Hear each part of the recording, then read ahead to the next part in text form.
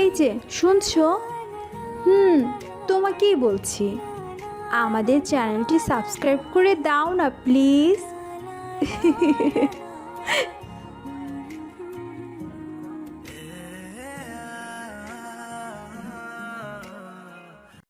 আর সবসময় সকল সুখ কিনতে পারে না। সৃষ্টিকর্তা এক একজনের জীবন এক এক রকম করে সাজিয়েছেন। কারো কাছে অনেক টাকা থাকার পরেও সে পুরো সুখ পায় না। আবার কোনো গরিব দরিদ্র তার সেই দিন এনে দিন খাওয়ার টাকার মাঝেই সবটুকু সুখ আনন্দ খুঁজে পায়। আপনারা সবাই নিশ্চয়ই ভাবছেন এগুলো কেন বলছি। গল্পের সাথেই থাকুন, আশা করি সবটা বুঝতে পারবেন। সকালবেলা ঘুমিয়ে আছি, তখনই কেউ এসে আমার উপরে পানি ঢেলে দেয়। আমি দৌড় পড়িয়ে বিছানা থেকে উঠি। তখন দেখি আমার ছোট বোন সামিরা দাঁড়িয়ে আছে। কি রে নবাবজাদা, এত ঘুম কিসে? সকাল কয়টা বাজে দেখেছিস? সামিরা, আমি তোর বড় ভাই, একটু সম্মান দিয়ে কথা বল। এসেছে বড় ভাই? তুই হয়তো ভুলে যাচ্ছিস, এ বাড়ির সবাই তোকে চাকর হিসেবেই দেখে, আর একজন চাকর কিনা আমার বড় ভাই, শুনতেও হাসি পাচ্ছে। এতটা নিচে নেমে গেছিস বোন আমার? পরিবারের সবাই না হয় আমাকে সহ্য করতে পারে না, তুইও তো একটু সুন্দর করে কথাটুকু বলতে পারিস। আমি কি দোষ করেছি বল? আমি কি তোদের থেকে একটু ভালো ব্যবহার, ভালোবাসা পেতে পারি না? এই, একদম আমাকে এমন কথা শেখাতে আসবি না, না হলে মাকে বলে এমন মার খাওয়াবো জীবনের শিক্ষা পেয়ে যাবি। এখন নিচে যা, বাবার গাড়িটা পরিষ্কার করে দিতে বলেছে, তারপর আমার কাপড়গুলো কেচে দিবি। নীল তখন আর কথা না বাড়িয়ে চুপচাপ বিছানা থেকে উঠে যায়। তারপর গায়ের ভেজা গেঞ্জিটা খুলে নেয় আর একটা গামছা গায়ে জড়িয়ে নেয়। প্যান্টটা আর চেঞ্জ করতে পারে না। আসলে নীলের এই একটা প্যান্ট আর একটা গেঞ্জি আছে, তাও আবার তার বড় ভাইয়ের পুরাতন আর একটা ছেঁড়া লুঙ্গি আছে। এগুলো দিয়ে কোনো মতেই নীলের দিনকাল কেটে যাচ্ছে। নীল তখন এভাবে স্টোর রুম থেকে বেরোই, আপনাদের তো বলাই হলো না। নীলের নিজস্ব কোনো থাকার রুম নেই। স্টোর রুমটাতে কোনো মতে দিনকাল কাটাচ্ছে নীল। নীল ড্রয়িং রুমের পাশ কাটিয়ে যখন বাহিরে গাড়ি ধুতে যাচ্ছিল, তখনই তার বাবার কণ্ঠ। এই চাকর শোন, ভালো করে আমার গাড়ি পরিষ্কার করবি, গাড়িতে যেন একটা দাগও না থাকে। নীল হ্যাঁ বোধক মাথা নাড়ায়, তারপর বাহিরে চলে যায়। নীলের ভাবিও তখন সেখানে ছিল, তখনও কিছু বলে না, শুধু নীলের নিষ্পাপ মুখের দিকে তাকিয়েছিল। বাহিরে এসে নীল গ্যারেজ থেকে জিনিসপত্র নিয়ে গাড়ি পরিষ্কার করা শুরু করে। নীল গাড়ি পরিষ্কার করছিল আর হাসছিল। এটা কোনো আনন্দের হাসি নয়, এটা হচ্ছে হতাশা, কষ্ট আর বুকের ভেতরে থাকা ব্যথার হাসি। নীল গাড়ি পরিষ্কার করার সময় ভুলবশত লোহার নুড়ি দিয়ে গাড়ি মোছা শুরু করে। নীল জানতো না নুড়িটা লোহার ছিল, কিন্তু তখনই নীলের চোখ সেদিকে যায়। নীল অবাক হয়ে যায়, গাড়ির কিছুটা রং উঠে গিয়েছে। উপরে বেলকনি থেকে সামিরা এটা দেখতে পায়। সে তাড়াতাড়ি তার বাবাকে আর বড় ভাইয়া অর্থাৎ আবিরকে নিয়ে আসে। পেছন পেছন নীলের মা আর ভাবিও আসেন। নীলের বাবা আর আবির তো গাড়ির এই অবস্থা দেখে রেগে যায়। বাবা, ভাইয়া, আমি ভালো করে দেখেছি, এ চাকর ইচ্ছা করেই গাড়ির রং উঠিয়েছে। এ কথা শুনে আবির রেগে নীলের গালে একটা থাপ্পড় মেরে দেয়। ছোট লোক, তোর এত বড় সাহস! তুই জানিস এই গাড়ির দাম কত? তোকে 10 বার বিক্রি করলেও এই গাড়ির চাকার দাম পাওয়া যাবে না। আবিরের থাপ্পড়ের তীব্রতা নীলের গাল ছাপিয়ে কানে এসে বাঁচল। সে স্তব্ধ হয়ে দাঁড়িয়ে রইল। তার চোখে কোনো রাগ বা প্রতিবাদ ছিল না, ছিল এক শুধু গভীর নিথর প্রশ্ন। কেন কেন তার সাথে এমনটা হয়? ভাইয়া, আমি আমি ইচ্ছে করে করিনি, ভুল হয়ে গেছে। ভুল? তোর মতো চাকরদের কাছে একটা গাড়ির সামান্য আঁচড়ও ভুল। তুই জানিস এই সামান্য আঁচড় সারাতে কত টাকা লাগবে? এই বাড়িতে খেয়ে পড়ে আছিস, তারপরেও তোর সাহস হয় আমাদের ক্ষতি করার? যথেষ্ট হয়েছে আবির, এই ছোট লোকের সাথে আর কথা বলিস না। নীল, আমি অনেক সহ্য করেছি তোর এই ঢং। তোকে এই বাড়িতে শুধু কাজ করার জন্যই রাখা হয়েছে, কিন্তু তুই কাজের বদলে ক্ষতি করছিস। তোর জন্য এই বাড়ির আর সব ভালো জিনিসের ক্ষতি হোক, সেটা আমি চাই না। নীলের বাবা আহমেদ সাহেবের কথা শেষ হলে পাশ থেকে নীলের মা তারা বেগম বলেন, হ্যাঁ, একদম ঠিক বলেছ। কালকের দিনটা দেখলি না, ড্রয়িং রুমের ফুলদানিটা কিভাবে ভেঙে দিল? আর কদিন আগে আমার স্বাদের শোপিসটা, ও একটা অলক্ষী। আমার তো মনে হয় ও এই বাড়িতে থাকলে আমরা ধীরে ধীরে সব হারাবো। বাবা, হয়তো হয়তো সত্যিই ভুলবশত হয়েছে। নীল তো খারাপ ছেলে না। ও ভাবি, তোমার আবার এখন কেন এত দরদ? তোমার কি মনে হয় না ও আমাদের ভালো দেখতে পারে না? ও তো সব সময় চায় আমাদের কিছু একটা ক্ষতি হোক। তুমি ভেতরে যাও রাইসা, তোমার নরম মনের সুযোগ নিতে পারে এই ছেলেটা। সবাই যখন নীলকে অপবাদ আর অপমান করছিল, নীল তখন শুধু দেখছিল তার শৈশবের খেলার সাথী, তার রক্ত সম্পর্কীয় বোন সামিরা এবং তার নিজের মা কেমন করে তাকে মিথ্যে দোষারোপ করছে। তার মনে হচ্ছিল এই বাড়িটা আসলে বরফের টুকরোই তৈরি, যেখানে ভালোবাসার কোনো উষ্ণতা প্রবেশ করতে পারে না। বাবা, মা, তোমরা প্লিজ আমায় ক্ষমা করে দাও, আমি আর এরকম করব না। এই, তোকে না বারণ করেছি আমাকে মা বলে ডাকবি না? তারপরেও তোর ওই নোংরা মুখে কেন আমাকে ডাকিস? আর কোনোদিন যদি দেখি তাহলে সেদিন বুঝবি। একদম ঠিক, তুই আমাদের কোনো ছেলে না, তুই শুধু এই বাড়ির চাকর। এখন সর আমার গাড়ির কাছ থেকে। তোর এই নোংরা হাত দিয়ে আমার গাড়িটা পরিষ্কার করতে দেওয়া আমার সবচেয়ে বড় ভুল হয়েছে। এই বলে আহমেদ সাহেব অর্থাৎ নীলের বাবা তাকে সেখান থেকে ঘাড় ধাক্কা দিয়ে সরিয়ে দেয়। নীল চুপচাপ বাড়ির ভেতর চলে যায়। তার চোখ দিয়ে অশ্রু ফোঁটা টপ টপ করে মাটিতে পড়ছিল। অন্যদিকে বাহিরে বাড়ির সবাই গাড়ির সামনে দাঁড়িয়ে হাসছে। চাকরটাকে অনেকদিন পর ভালো করে একটা থাপ্পড় দিলাম, সেই লেগেছে। হ্যাঁ ভাইয়া, আমারও ভালোই লেগেছে। যাই করছে এই আপদটাকে তো বাড়ি থেকে তাড়াতে পারছি না। বাড়ি থেকে তাড়াতে পারলেই যেন মুক্তি পেতাম। আরে এটা নিয়ে টেনশন করো না তো, একদিন সুযোগ বুঝে ঠিক আপদটাকে বিদায় করে দেব। তারা এগুলোই বলছিল, এদিকে নীল গেস্ট রুমে দাঁড়িয়ে তার চোখের জল ফেলছিল। নীল তখন তার চোখের এক ফোঁটা জল হাতে নিয়ে মনে মনে বলে, কাদের জন্য এই চোখের পানি ফেলছি? যাদের কাছে আমার কোনো মূল্য নেই, যাদের কাছে আমি শুধু একজন চাকর। নীল এগুলোই ভাবছিল, তখনই তার কাঁধে কারো হাতের স্পর্শ পেয়ে পেছনে তাকায়। তার ভাবি এসেছে। নীল তাড়াতাড়ি তার চোখের পানিগুলো মুছিয়ে মুখে একটা হাসি রেখা টেনে বলে, কি ভাবি, কিছু কি লাগবে? আমার সাথে একদম নাটক করবি না নীল। আমি জানি তুই এগুলো সহ্য করতে পারিস না, তোর অনেক কষ্ট হয়। কিন্তু কি করব বল, তারা সবাই যে কেন তোকে এত ঘৃণা করে সেটাই বুঝতে পারি না। কারণগুলো তো তোমার ভালো করে জানা আছে ভাবি। এগুলো কি কোনো কারণ হলো? আরো কত বড় বড় ভুলের পরেও মানুষ ক্ষমা করে দেয়। আচ্ছা বাদ দে, ওনারা সবাই খেয়ে নিয়েছে, তারা উপরে গেলে তুই কিচেন রুমে গিয়ে খেয়ে নিস। আমি সেখানে তোর জন্য খাবার রেখে দিয়েছি। ভাবি, তোমাকে কি কেউ বলেছে আমার জন্য এত কষ্ট করতে? আরে তুই তো আমার ছোট ভাই, তোর জন্য করব না তো কার জন্য করব? আর এখানে কষ্টের কিচ্ছু নেই। আমি এখন যাই, যা বললাম তাই করিস। ঠিক আছে ভাবি। নীলের ভাবি রাইসা তখন সেখান থেকে চলে যায়। কিছুক্ষণ পর নীল চুপি চুপি রুম থেকে বেরিয়ে কিচেন রুমে গিয়ে খাবার খাওয়া শুরু করে। আসলে নীলকে কখনোই সকালে খাবার খেতে দেয় না তার বাড়ির লোকেরা। নীলের ভাবি লুকিয়ে লুকিয়ে খাবার দেয়। তারা দুপুরে খেতে দেয়, আর মাঝে মাঝে রাতে কিছু থাকলে খেতে পায়, না থাকলে খেতে পায় না। এভাবেই এত ধনী পরিবারের একটা ছেলে তার জীবন কাটাচ্ছে। নীল খাবার খেতে খেতে বলল, ধনী পরিবারে জন্ম হলে ধনী হওয়া যায় না, ধনীদের মতো জীবনযাপন করা যায় না। তার সবচেয়ে বড় উদাহরণই মনে হয় আমি। নীল নিঃশব্দে রান্নাঘর থেকে বেরিয়ে আসে। পেটে খাবার গেলেও বুকে জমে থাকা কষ্টের ভারে তার হাঁটা চলায় কোনো শক্তি ছিল না। তার গন্তব্য সেই স্টোর রুম। মনে তার শুধু রায়সা ভাবির দেওয়া সামান্য ভালোবাসার উষ্ণতা, যা এই বরফ ঠান্ডা বাড়িতে একমাত্র টিকে থাকার অবলম্বন।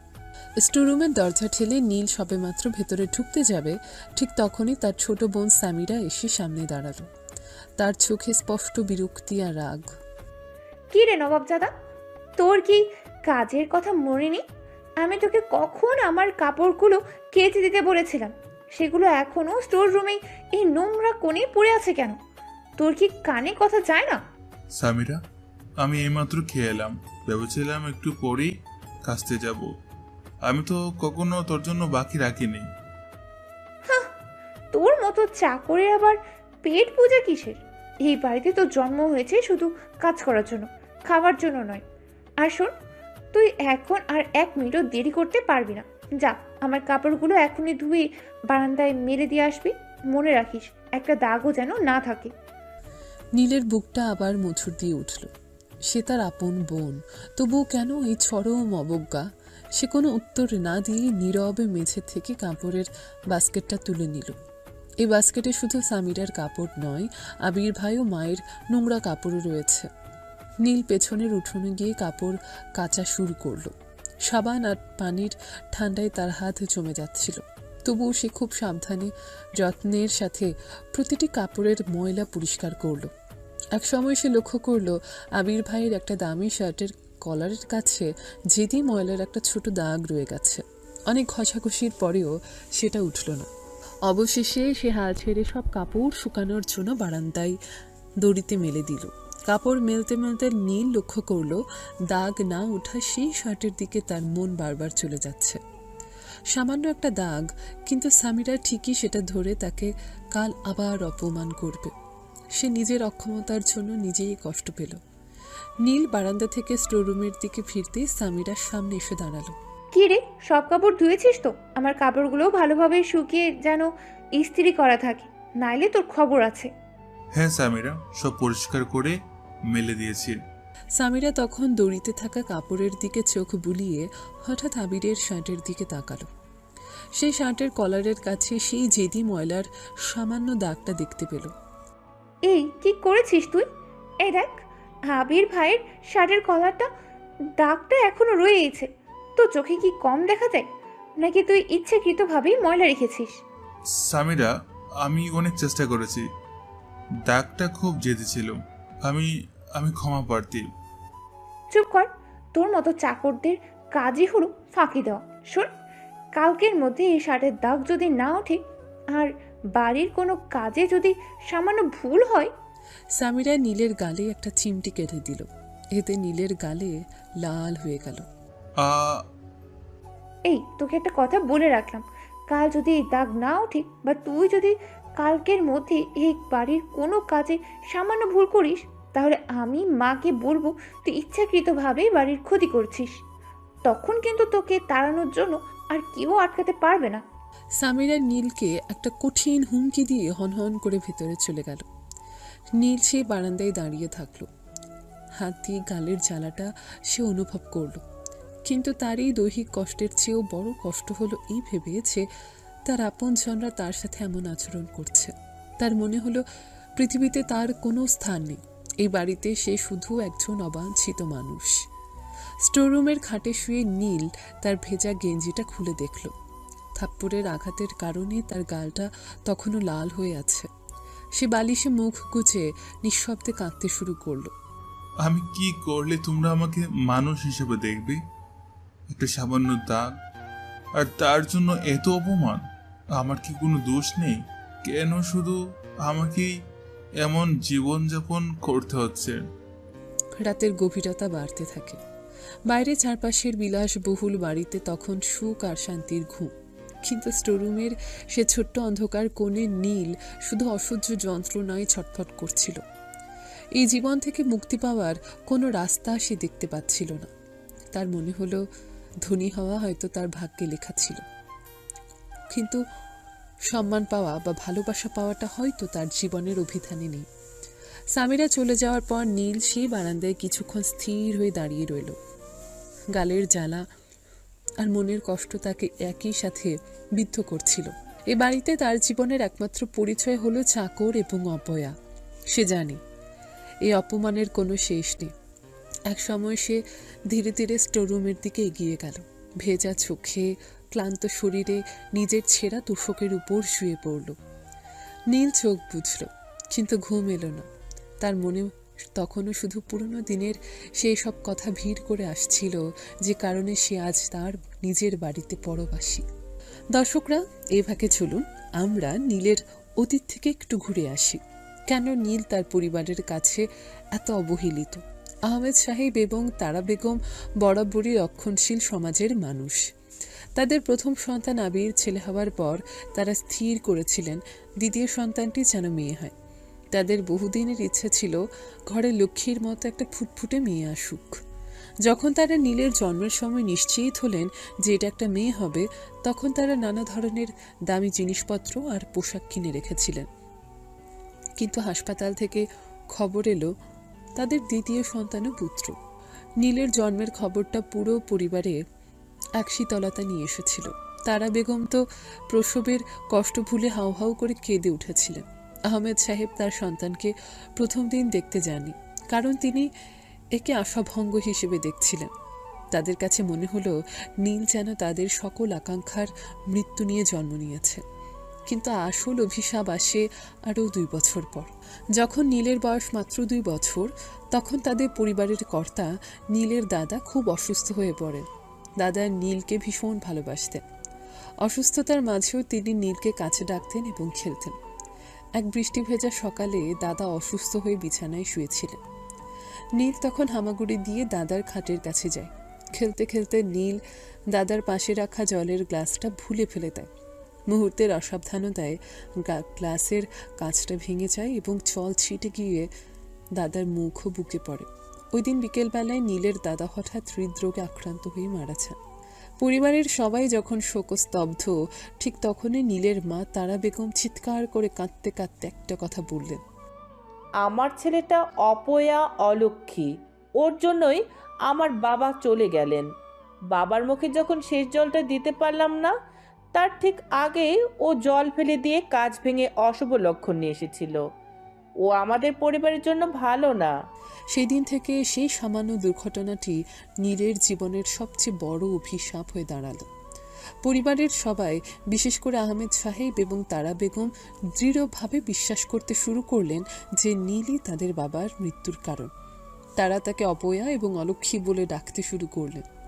তার উপস্থিতি মানে অশুভ কিছু ঘটবে, এ ধারণা তাদের মনে গেঁথেছে। এ কারণে তাদের মনের ভেতরে থাকা আকাঙ্ক্ষিত মেয়ের জন্ম না হওয়ার পুরনো ক্ষোভ, বাবার মৃত্যুর শোক আর এই অশুভ তকমা, সব মিলিয়ে তারা নীলকে তাদের ছেলে হিসেবে নয়, বরং এক বোঝা, এক চাকর হিসেবে দেখতে শুরু করলেন। একমাত্র রাইসা ভাবি এই অন্ধ কুসংস্কার থেকে দূরে ছিলেন। তাহলে চলুন গল্পে ফিরি। বালিশে মুখ গুজে কাঁদতে কাঁদতে নীল তার অতীতের সেই অভিশাপের কথাগুলো মনে করতে পারছিল না। কিন্তু তার অবচেতন মন জানত তাদের এই ঘৃণার জন্ম বহু আগে। তার কোনো দোষ নেই, তবুও সে দোষী। সে উঠে বসল। স্টোররুমের সামান্য জানলা দিয়ে সে বাইরের অন্ধকার দেখল। সে অন্ধকারে সে তার ভবিষ্যৎ খুঁজতে চাইল। আর কতদিন এভাবে, আর কতদিন আমাকে এই বাড়িতে এই অপমান আর ঘৃণা সহ্য করতে হবে? আমাকে কোনো একটু উপায় খুঁজে বের করতেই হবে, প্রমাণ করতেই হবে আমি অপয়া নই। নীল তখন স্থির হয়ে একটা গভীর প্রতিজ্ঞা করল। কালকের দিনটা তার কাছে শুধু আরেকটা কাজ করার দিন নয়, এটা তার ধৈর্য এবং সহনশীলতার শেষ পরীক্ষা। সে আর কোনো ভুল করবে না, কারণ সে জানে তার প্রতিটি ভুল এই পরিবারের তাকে আরও বেশি ঘৃণা করার অজুহাত তৈরি করে দেয়। বারে তখন গভীর রাত, সমস্ত শহরে শান্তি নেমে এসেছে। কিন্তু এ বাড়ির স্টোররুমের অন্ধকারে এক অবহেলিত ছেলে তার ভেতরের সমস্ত যন্ত্রণা নিয়ে জেগে আছে। পরের দিনটাও নীলের জীবনে অভিশাপের মতোই এলো। সকালে ঘুম ভাঙল না, বরং গালে জলের ঝাপটা দিয়ে দিনের প্রতিটা ঘন্টা কাটল গাড়ির টায়ারের ধুলো ছেড়ে, বাথরুম পরিষ্কার করে আর আবির ও সামিরার পুরনো কাপড় ইস্ত্রি করে। প্রতিটা কাজে সামান্য ত্রুটি পেলেই তারা নীলকে উদ্দেশ্য করে নোংরা কথা বলতো, যেন নীল এই বাড়ির চাকর নয়, তাদের ব্যক্তিগত ঘৃণার পাত্র।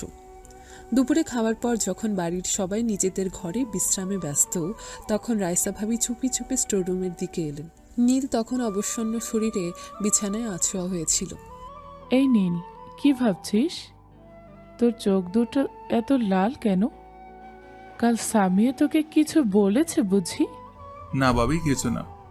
তোমার কষ্ট করা কি দরকার ছিল? তুমি তো জানো এখানে তোমার আসা উচিত না। কেন আসবো না? তুই ছাড়া এ বাড়িতে আমার আর কে আছে বল? তোর কষ্ট দেখলে যে আমারও কষ্ট হয়। তোর ভাই আর তোর পরিবার তোকে এভাবে দেখতে পারে, কিন্তু আমি তো পারি না। শোন, যা হওয়ার হয়েছে, ভুলে যা। বলতে চাইলেই তো বলতে দেয় না ভাবি। সারাদিন শুধু অপমান আর তাচ্ছিল্য। আমার তো মনে হয় আমার আর পড়াশোনা হবে কিনা সেটা জানি না। ভার্সিটিতে ভর্তি হওয়ার স্বপ্ন দেখাটাই আমার কাছে বিলাসিতা মনে হচ্ছে। একদম এসব কথা বলবি না। আমি যতদিন আছি ততদিন তোর পড়াশোনা চলবেই। তোর পড়াশোনা থামানোর ক্ষমতা এই বাড়ির কারণেই। তোর তো আর কয়েকদিনের মধ্যে এইচএসসি পরীক্ষার রেজাল্ট দিবে, তাই না? হ্যাঁ, খুব তাড়াতাড়ি দেব। কিন্তু রেজাল্টের পর ভার্সিটি ভয় লাগছে ভাবি, যদি রেজাল্ট ভালো না হয়। তোর রেজাল্ট ভালোই হবে। তুই এত ভালো ছাত্র, তুই বরং এখন থেকেই চিন্তা কর কোথায় ভর্তি হবি। তুই তো খুব ভালো ছাত্র, নিশ্চয়ই ভালো কোনো সাবজেক্ট পাবি। এখনো ঠিক করিনি ভাবি। আমার সব স্বপ্ন তো এই বাড়ির চার দেয়ালের অপমান আর কলেজের আড়ালে ঢাকা পড়ে আছে।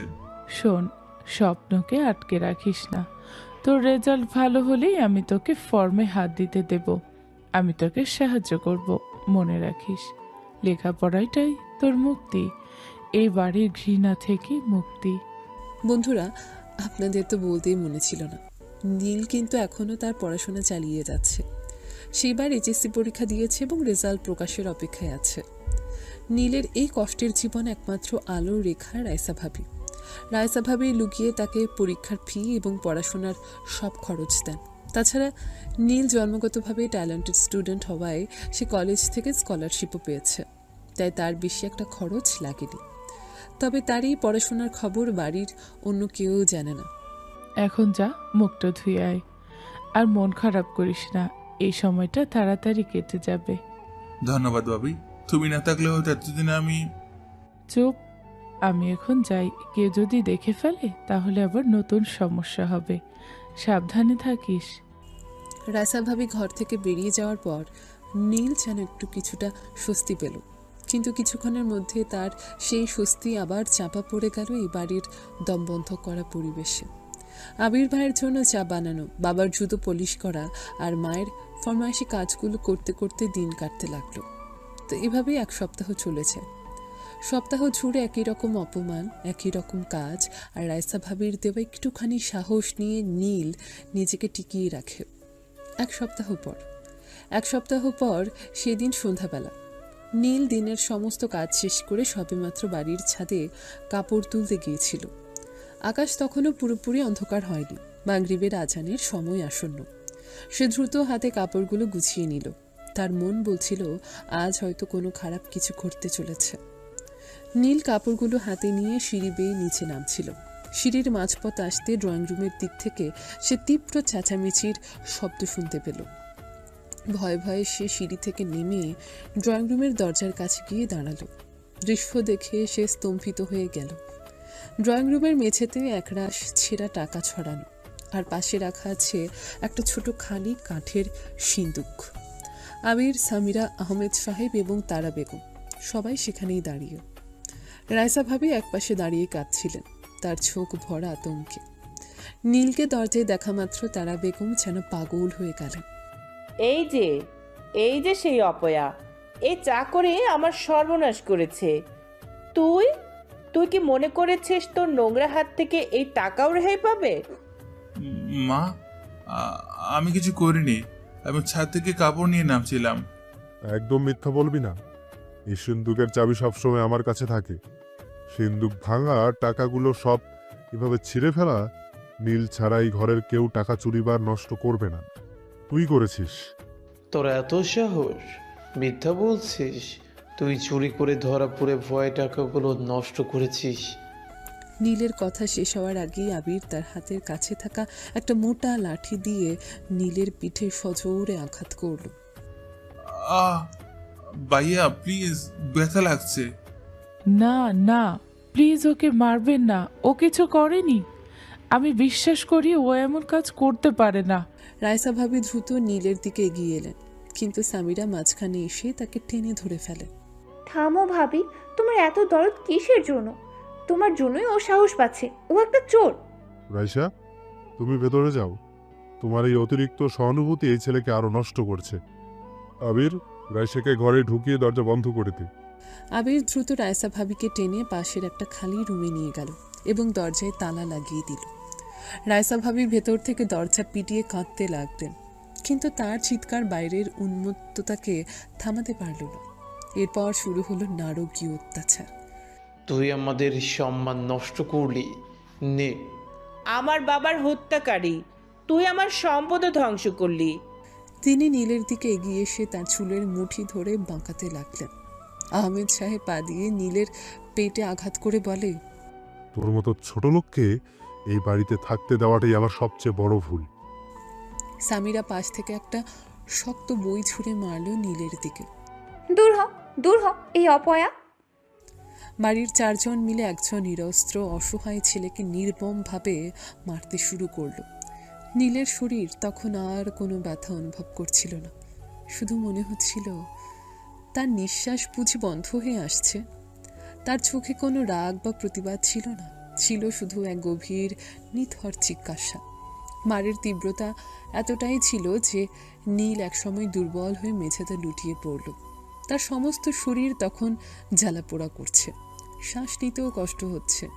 সে শেষবারের মতো করুণ দৃষ্টিতে আবিরদের দিকে তাকালো, তারপর তার চোখ বন্ধ হয়ে গেল। তার দেহ নিথর হয়ে মেঝের ছেঁড়া টাকার উপরে পড়ে রইল।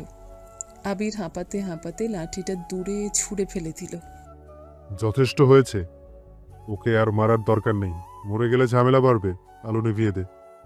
তারা বেগম, আবির এবং সামিরা সবাই তখন জ্ঞান হারালো নীলের দিকে এক ঝলক তাকিয়ে নিজেদের ঘরগুলোর দিকে, তারপর হাঁটা ধরল। তারা ঘরের আলো নিভিয়ে দিল। জ্ঞান হারানো নীলের নিথর দেহ এবং ছেঁড়া টাকাগুলো সেই ড্রয়িং রুমের অন্ধকারে একা পড়ে রইল।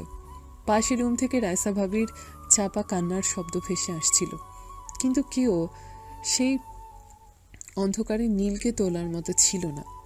জ্ঞান হারানোর পর কতক্ষণ সেই ঠান্ডা মেঝেতে পড়েছিল নীল সে জানে না। যখন তার জ্ঞান ফিরল তখন গভীর রাত। বাইরের ঘড়িতে হয়তো রাত 2টো ছুঁই ছুঁই। সারা শরীরে অসহ্য যন্ত্রণা, মনে হচ্ছে দেহের প্রতিটা হাড় বুঝি ভেঙে চুরমার হয়ে গেছে। বহু কষ্টে নীল কনুয়ে ভর দিয়ে উঠে বসল। ড্রয়িং রুমের গাঢ় অন্ধকারে ছেঁড়া টাকা আর তার যন্ত্রণাই ছিল একমাত্র সঙ্গী। পাশের রুম থেকে রাইসা ভাবির চাপা কান্নার শব্দ তখনও ভেসে আসছিল। নীল কোনো মতে হামাগুড়ি দিয়ে সিঁড়ির দিকে এগিয়ে গেল। সে ধীরে ধীরে স্টোর রুমের দিকে গেল। সেখানে গিয়ে সে তার ভেজা গেঞ্জিটা পরিবর্তন করলো, কিন্তু সারা শরীরে যন্ত্রণার কারণে তার মনে হলো এভাবে আর এক মুহূর্ত এই নরকে থাকা অসম্ভব। সে তখন একটা ছোট নোটবুক আর পেন খুঁজে বের করলো। অনেক কষ্টে কাপা হাতে সে টেবিলে ঝুঁকে লিখতে শুরু করলো। তার চোখের জল গড়িয়ে কাগজের উপর পড়ছিল, কিন্তু সে থামল না। তাকে 2টো চিঠি লিখতে হবে। চিঠি লিখেছে নীল বাবা, মা, ভাই বোনের উদ্দেশ্যে। বাবা, মা, আবির ভাই, সামিরা, জানি আমার এই চিঠিটা পড়ার পর আপনারা হয়তো হাসবেন বা আরও একবার বলবেন ভালোই হয়েছে, এই আপদ দূর হয়েছে। আমি জানি আপনাদের কাছে আমি চাকর, চোর এবং অপয়া। মা, আপনি আমাকে মা বলে ডাকতেও বারণ করেছেন, তবুও এই চিঠি লেখার সময় আমার মুখ দিয়ে বারবার মা শব্দটি আসছে। আপনাদের কাছে আমার একটাই প্রশ্ন, আমি কি কখনো আপনাদের সন্তান ছিলাম না? বাবার কাছে, ভাইয়ের কাছে বা আমার ছোট বোন সামিরার কাছে কেন আমি একটু ভালোবাসা, একটু সম্মান পেলাম না? আমার জন্মের সময় আপনারা মেয়ে চেয়েছিলেন, আর আমার দাদার মৃত্যুর জন্য আপনারা আমাকে দোষী বানালেন। আমি আপনাদের বোঝাতে চেয়েছি আমি নিরপরাধ, কিন্তু আজ আমার শরীরটা যত না ব্যথা করছে, তার চেয়ে বেশি ব্যথা করছে এই মিথ্যা অপবাদ আর অপমানের ঘৃণায়। আজ আমি চলে যাচ্ছি, এমন একটা জায়গা থেকে যাচ্ছি যেখানে আমার কোনো অস্তিত্বই নেই। আপনাদের সম্পদ নষ্ট করে দেইনি, চুরিও করিনি, কিন্তু আমার জীবনের সবচেয়ে মূল্যবান সম্পদ আপনাদের ভালোবাসা আপনারা অনেক আগে কেড়ে নিয়েছেন। আমি প্রার্থনা করি আমার চলে যাওয়ায় আপনারা শান্তি পান, আর আশা করি আমার অনুপস্থিতিতে আপনাদের সংসারে সব অশুভ দূর হয়ে যাক। ভালো থাকবেন সবাই। বিদায়, আপনাদের অবহেলিত সন্তান নীল। চিঠি 2 লিখেছে রায়সা ভাবির উদ্দেশ্যে। প্রিয় ভাবি, যখন তুমি এই চিঠিটা পড়বে আমি তখন অনেক দূরে, এই বাড়ির ঘৃণা থেকে অনেক দূরে। ভাবি, এই নরকের মধ্যে তুমি ছিলে আমার কাছে বেহেশতের দরজা। তোমার দেওয়া লুকিয়ে রাখা খাবার, তোমার সাহস আর তোমার বিশ্বাস, এগুলি আমার জীবনের একমাত্র সঞ্চয়। তুমি আমাকে শিখিয়েছো আমি অপয়া নই। তোমার দেওয়া সামান্য কিছু টাকা আর এই সামান্য পড়াশোনাটুকুই আজ আমার সম্বল। তোমার কারণেই আমি স্বপ্ন দেখতে শিখেছি। তুমি আমাকে বাঁচাতে চেয়েছিলে কিন্তু পারোনি। প্লিজ নিজেকে দোষ দিও না। আমি জানি তুমি আমাকে কতটা ভালোবাসো। আমার জীবনের এই নতুন পথ চলার তোমার ঋণ আমি কোনোদিনও ভুলবো না। জানি না কবে ফিরতে পারবো, কিন্তু যখনই ফিরবো সেদিন তোমার ভালোবাসার মূল্য রাখবই। আমার জন্য তো টেনশন করার মতো কেউ নেই, শুধু তুমি আছো। আর তাই তোমাকে বলে দিচ্ছি, আমার জন্য একদম টেনশন করবে না। আমি তোমার দোয়ায় ভালো থাকবো। তুমি ভালো থেকো, সুখে থেকো। চিরকৃতজ্ঞ, নীল। চিঠি 2টি লিখে নীল অতি সাবধানে তার ভেজা চোখ মুছে নিল। সে তার সামান্য ছেঁড়া লুঙ্গি আর পুরনো গেঞ্জি ছাড়া আর কিছুই নিল না। পকেটে একটা টাকাও নেই। এটাই তার মুক্তি। সে নিঃশব্দে স্টোররুম থেকে বেরিয়ে পেছনের দরজা দিয়ে বাড়ির গেটের দিকে এগিয়ে গেল। দারোয়ান তখন তার চেয়ারে বসে গভীর ঘুমে আচ্ছন্ন। নীল গেট থেকে বেরিয়ে এলো। সে পেছন ফিরে তার বিশাল বাড়ির দিকে একবার চোখ বুলিয়ে নিল। তার জন্মভূমি, কিন্তু তার নয়। তার চোখ দিয়ে টপ টপ করে অশ্রুফোঁটা মাটিতে পড়ছিল। এই জল আর অপমানের নয়, এই জল ছিল জীবনের এক কঠিন বিদায়ের। নীল রাস্তা ধরে হাঁটতে থাকে। তার সারা শরীর ব্যথা করছিল, প্রতি পদক্ষেপে যন্ত্রণা হচ্ছিল, কিন্তু সে থামল না। সে শুধু হাঁটতেই থাকলো, সে অজানা গন্তব্যের দিকে, যেখানে হয়তো কোনো একদিন তাকে মানুষ হিসেবে সম্মান দেওয়া হবে। হঠাৎ সে আর পারল না। শরীরের যন্ত্রণা আর দুর্বলতা তাকে গ্রাস করলো। নীল জ্ঞান হারিয়ে রাস্তার ধুলোই মাটিতে পড়েছে। তারপর আমাদের দৃশ্য পরিবর্তন হয়। পরের দিন সকাল। আহমেদ বাড়ি সকাল 9টা। প্রথমে নীলকে কাজে না দেখে সামিরা চিৎকার শুরু করলো। চাকরটা কোথায় গেল? বাবার জুতো এখনো পলিশ করা হয়নি কেন? কেউ নীলকে দেখতে না পেয়ে সামিরা রাগে গজগজ করতে করতে নীলের স্টোররুমের দিকে যায়। রুমে ঢুকতে এসে বিছানার তোষকের উপর ভাঁজ করা 2টো চিঠি দেখতে পায়। কৌতূহলী হয়ে সামিরা তাড়াতাড়ি চিঠি 2টো তুলে নেয়। সে তখন দ্রুত ড্রয়িং রুমে গেল। সেখানে আহমেদ সাহেব সংবাদপত্র পড়ছিলেন এবং আবির নাস্তার টেবিলে বসেছিল। বাবা, আবির ভাইয়া, দেখো, এই চাকরটা চলে গেছে, এই চিঠি দুটো রেখে গেছে। এই কথা শুনে আবির দ্রুত গিয়ে পাশের রুমের তালা খুলে রায়সা ভাবিকে জোর করে ড্রয়িং রুমে নিয়ে এলো। রায়সা ভাবি তখনও ভয় কাঁপছিলেন। দেখো ভাবি, তোমার সেই আদরের ভাই এখন কি করে গেছে। আবির তখন সামিরার হাত থেকে চিঠি 2টি নিয়ে দ্রুত খোলার নির্দেশ দিল। বাড়ির সবাই তখন উৎকণ্ঠা নিয়ে সেই চিঠি 2টোর দিকে তাকালো। ড্রয়িং রুমে তখন চরম উত্তেজনা। সামিরার হাত থেকে আবির দ্রুত চিঠি 2টো ছিনিয়ে নিল। সে যখন চিঠিগুলো পড়ল তখন তার মুখের রং পাল্টে গেল। নীলের নীরব যন্ত্রণার প্রতিটি শব্দ, তার সেই আকুতি, আমি কি কখনো আপনাদের সন্তান ছিলাম না? যেন তীরের ফলার মতো আঘাত হানল তাদের হৃদয়। চিঠির বিষয়বস্তু বোঝার পর পুরো ঘর জুড়ে নেমে এলো এক ভয়াবহ নিস্তব্ধতা, যা মুহূর্তেই ভেঙে গেল তীব্র কান্নার শব্দে।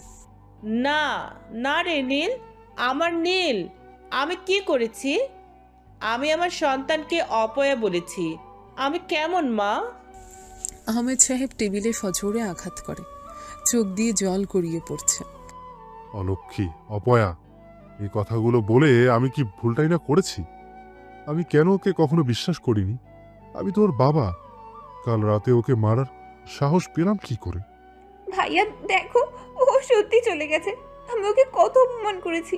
আমি যে মিথ্যুক, ও নিরপরাধ ছিল। ভালোবাসা কেড়ে নিয়েছেন, ওর গায়ে আমার হাত উঠেছে। কি ভুল, কি অন্যায়। সামান্য টাকার চেয়ে একটা সন্তানের ভালোবাসা অনেক বেশি দামি, আর আমি সেটাই বুঝিনি। ঠিক সেই সময় যখন চারজনের বুক ফাটা কান্না আর অনুশোচনায় ড্রয়িং রুম ভারী, তখনই আহমেদ সাহেবের ফোন বেজে উঠল। ফোনের স্ক্রিনে ভেসে উঠল এক অচেনা নাম্বার। হ্যালো, কে বলছেন? আসসালামু আলাইকুম আহমেদ সাহেব, আমি নীলের কলেজের প্রিন্সিপাল বলছি। আপনাকে একটি বিশেষ খবর দিতে ফোন করলাম। কি খবর? নীল নীল কি ঠিক আছে? আরে না না, সে একদম ঠিক আছে। রেজাল্ট বেরিয়েছে। আপনার ছেলে নীল পুরো ঢাকা বোর্ডের প্রথম স্থান অধিকার করেছে। সে শুধু আমাদের কলেজের নয়, পুরো বোর্ডের মুখ উজ্জ্বল করেছে। আমরা তাকে নিয়ে গর্বিত। তার মতো মেধাবী ছেলে আমাদের প্রতিষ্ঠানের সম্পদ। নীলকে আমার পক্ষ থেকে অনেক অনেক শুভেচ্ছা দেবেন। প্রিন্সিপালের এই কথা যেন বজ্রাঘাতের মতো আঘাত হানল তাদের অনুশোচনা জর্জরিত হৃদয়ে। পুরো ঘরে আবার 1 মিনিটের জন্য পিন পতন নীরবতা। ঢাকা বোর্ডে প্রথম আমার ছেলে? মেধাবী, আমাদের সম্পদ। আহমেদ সাহেব ফোনে কথা শেষ করে ফোনটা হাত থেকে পড়ে গেল। আমরা আবার কি করলাম? একটা হীরাকে আমরা চাকর বলে অপমান করেছি। আমাদেরই সম্পদকে আমরা ফেলে দিলাম। রাইসা ভাবি এতদিন নিজেকে ধরে রেখেছিলেন, কিন্তু এই খবর শোনার পর তিনি আর পারলেন না। তিনি চিৎকার করে কেঁদে উঠলেন। আপনারা কি করলেন? ওকে অপয়া বলেছেন? ও তো আমাদের পরিবারের বরকত, ও তো আমাদের গর্ব। ও ভালো রেজাল্ট করে দেখালো, কিন্তু সেই ভালো ফলটা দেখানোর আগে আপনারা ওকে ঘর থেকে তাড়িয়ে দিলেন কেন? কেন ওর গায়ে হাত তুললেন আপনারা? রাইসা, আমাকে মাফ করে দে মা। আমার চোখ অন্ধ ছিল, আমি আমার সন্তানের মূল্য বুঝিনি। নীল, বাবারে, তুই কোথায় গেলি? আমার প্রথম স্থানাধিকারী সন্তান। নীল, বাবা আমার, তুমি এই অপয়া বাবার ভুলগুলো ক্ষমা করে দাও। তুমি ফিরে এসো। তোমার মতো সন্তানকে আমরা কেন একটা চোরের অপবাদ দিলাম? আমি ওকে মেরেছি, আমি ওর গায়ে হাত তুলেছি। যার মাথা আজ ফুলের মালা দিয়ে সাজানোর কথা, তার শরীরে আমি লাঠি দিয়ে চুরমার করে দিয়েছি। ও যদি ফিরে না আসে, তবে আমি নিজেকে কোনোদিন ক্ষমা করতে পারবো না। সবাই তখন পাগলের মতো কাঁদছিল। তাদের অহংকার, তাদের ভুল ধারণা এবং মিথ্যা অপবাদের কারণে তারা তাদের সবচেয়ে মেধাবী সন্তানকে আজ চিরদিনের জন্য হারিয়ে ফেলেছে। রাইসা ভাবি তখন তার চোখের জল মুছে আবিরের দিকে তাকালেন। এখন কেঁদে লাভ নেই, আমাদের ওকে খুঁজতে হবে। ও চলে যাওয়ার আগে আমাকে বলেছে লেখাপড়াটাই ওর মুক্তি। ও মুক্তি পেয়েছে, কিন্তু আমরা অপরাধী হয়ে এই ঘরে বন্দী হয়ে গেলাম। সে বিশাল আহমেদ বাড়ির ড্রয়িং রুমে তখন শুধু অনুশোচনা আর হাহাকার। তারা তাদের সন্তানকে ফিরিয়ে আনতে চায়, কিন্তু তারা জানে না রাস্তার কোথায় কোন অন্ধকারে পড়ে আছে তাদের সে অবহেলিত কিন্তু মেধাবী সন্তানটি। অনুশোচনা আর হাহাকারে জর্জরিত হয়ে আহমেদ সাহেবের পরিবার তখন দিকবিদিক জ্ঞান শূন্য হয়ে নীলকে খোঁজার জন্য বেরিয়ে পড়ল। আবির তার গাড়িতে, আহমেদ সাহেব নিজে অন্য একটা গাড়িতে শহরের প্রতিটা রাস্তা, হাসপাতাল আর থানার দিকে ছুটলেন। রাইসা ভাবি আর তারা বেগম শুধু কেঁদে চলেছেন আর প্রার্থনা করছেন। তাদের মনে তখন একটাই প্রশ্ন, তাদের ঢাকা বোর্ডের প্রথম স্থানাধিকারী সন্তান কোথায়? কিন্তু নিয়তি তখন নীলকে অন্য পথে নিয়ে যাচ্ছিল। এই মুহূর্তে আমাদের দৃশ্য আবারও পরিবর্তন হয়। 2 দিন পর নীল গভীর ঘুম থেকে জেগে উঠল। 2 দিন পর তার জ্ঞান ফিরল। চোখ খুলে সে নিজেকে হাসপাতালের একটা শীতল কিন্তু বিলাসবহুল ভিআইপি কেবিনে দেখতে পেল। তার হাতে ক্যানোলা লাগানো, যা দিয়ে স্যালাইন দেওয়া হচ্ছে। সে দ্রুত উঠে বসতে গেল। তখনই 2জন নার্স ছুটে এসে উদ্বেগ নিয়ে এগিয়ে এলেন। এ কি, আপনি উঠছেন কেন? আপনাকে উঠতে বারণ করা হয়েছে। আপনি শুয়ে থাকুন, এই মুহূর্তে আপনার উঠা একদমই ঠিক হবে না। নার্সের কথায় নীল বাধ্য হয়ে আবার শুয়ে পড়ল। তার পুরো শরীর তখন সুস্থ লাগছিল, কিন্তু গত রাতের মারের স্মৃতি মনে পড়তেই সে কুঁকড়ে উঠল। কিছুক্ষণের মধ্যে রুমে একজন মধ্যবয়স্ক ভদ্রলোক এবং একজন মহিলা প্রবেশ করলেন। তাদের বয়স এই 40-50-এর মধ্যে হবে। তাদের পোশাক আশাকে আভিজাত্যের ছাপ স্পষ্ট। তাদের দেখে নীল আবার উঠতে গেলে শায়লা চৌধুরী দ্রুত এগিয়ে এসে নীলকে উঠতে বারণ করলেন। না বাবা, তুমি উঠো না, শুয়ে থাকো। কেমন আছো বাবা? এখন অনেকটা ভালো লাগছে তো? জি আলহামদুলিল্লাহ, অনেকটা ভালো লাগছে। কিন্তু আঙ্কেল, আপনাদের তো চিনতে পারলাম না, আপনারা কারা? আমাকে তুমি চিনবে না। আগে বলো তোমার এই অবস্থা কিভাবে হয়েছিল? তোমাকে যে অবস্থায় রাস্তায় পেলাম। সেটা বলে আর লাভ নেই আঙ্কেল, পুরোনো দিনের কথা ভুলে যাওয়াই ভালো। আচ্ছা, তুমি যেহেতু বলবে না, তাহলে তোমার বাবা মায়ের নাম্বার দাও, আমি তাদের এখানে আসতে বলি। তারা নিশ্চয়ই তোমার জন্য খুব টেনশন করছে। চিন্তা না আঙ্কেল, তারা নিশ্চয়ই আগের থেকে অনেকটা খুশি আছেন। তারা তো একজন অপয়া চাকরের বিদায় চেয়েছিলেন। আচ্ছা, আপনারা আমাকে কোথায় পেয়েছেন? আসলে আরো 2 দিন আগে আমাদের ছেলের জন্মদিন ছিল। ওর নাম ছিল আকাশ। ওর জন্মদিন উপলক্ষে আমরা রাস্তার পাশে সকল গরিব ও অসহায়দের খাওয়াচ্ছিলাম। তখনই রাস্তার পাশ দিয়ে যেতে যেতে এক সময় তোমাকে জ্ঞানহীন অবস্থায় দেখতে পায়। সাথে সাথে তোমাকে এখানে নিয়ে আসি। হিমেল চৌধুরী তখন নীলের হাত ধরে জোর করতে লাগলেন। নীলের তখন চোখের জল আর ধরে রাখা সম্ভব হলো না। সে ফিসফিস করে সবটা খুলে বলল। তার জীবনের সমস্ত ঘৃণা, অপবাদ, দাদার মৃত্যু নিয়ে আসা কুসংস্কার, বাবা মায়ের দুর্ব্যবহার, আবিরের নির্মম প্রহার এবং অবশেষে তার বাড়ি ছেড়ে চলে আসার কারণ। এখানে নীল শুধু তার জীবনের কষ্টগুলো বলল। বোর্ড পরীক্ষার ফলাফলের কথা চিপে গেল। নীলের কথা শুনে শায়লা চৌধুরী আর হিমেল চৌধুরী দুজনেই নীরব হয়ে গেলেন। শায়লা চৌধুরীর চোখ বেয়ে তখন অশ্রু গড়িয়ে পড়ছে। হিমেল চৌধুরী ক্রোধে মুষ্টিবদ্ধ করলেন। আস্তাগফিরুল্লাহ, এমন বাবা মাও হয়? নিজের রক্তকে এভাবে চোরের অপরাধ দেওয়া। আল্লাহ, তুমি এত কষ্ট সয়েছ বাবা। আমরা যদি আর একটু আগে পেতাম তোমাকে। পরিবেশ যখন একটু শান্ত হলো, তখন শায়লা চৌধুরী নীলের কপালে হাত বুলিয়ে দিলেন।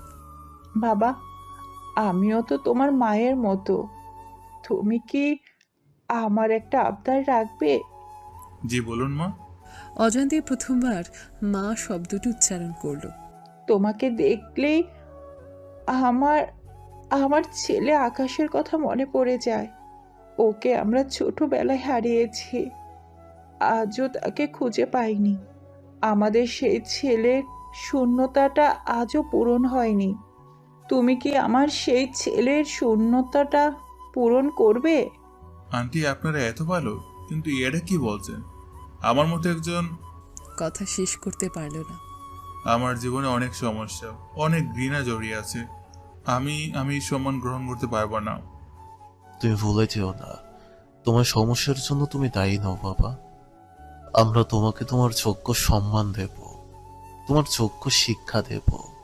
তুমি কেন মনে করছো তুমি এই সম্মান পাওয়ার যোগ্য নও? আমরা তোমাকে আমাদের ছেলে বানাতে চাই। প্লিজ বাবা, আমাদের ফিরিয়ে দিও না। তুমি কি আমার শূন্য কোলটা ভরিয়ে দেবে না? আমি কি তোমার থেকে মা ডাকটা শুনবো না? শায়লা চৌধুরীর এই আকুতি আর হিমেল চৌধুরীর যুক্তি দুটোই নীলের হৃদয়ে গেঁথে গেল। এই সেই ভালোবাসা যা সে সারা জীবন খুঁজেছিল। রক্তের বাঁধন না থেকেও তারা আজ তাকে আপন করে নিতে চাইছে। আমাকে আপনারা এত সম্মান দিচ্ছেন, আমার আর কিছু চাওয়ার নেই।